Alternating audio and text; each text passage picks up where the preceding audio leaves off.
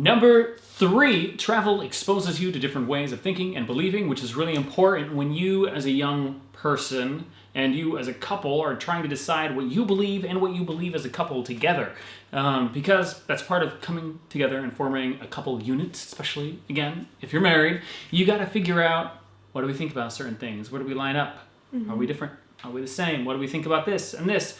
And traveling gives you a lot more perspectives to draw on when making those belief decisions, because you get to encounter different ways of thinking about the world or different ways of believing, all these different cultures, different travelers, all these things.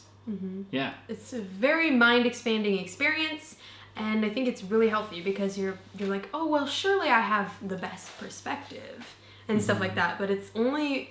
You're like, oh, I know what all these other people think, but do you really? No, not unless you've participated in and involved yourself in a new culture can you actually semi-understand the thinking of somebody who's been raised in an entirely different lifestyle than yours. And this is something where even as a single person, you should travel before like making rock hard opinions about things, because you don't know what other people think around the world. And you may not have been raised thinking correctly about politics and geopolitical issues and things like that.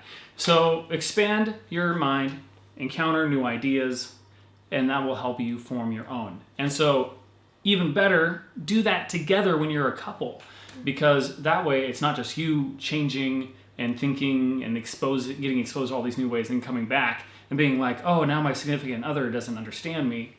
When you travel as a couple, you get exposed to them together, and you can change together. Yeah. Yeah.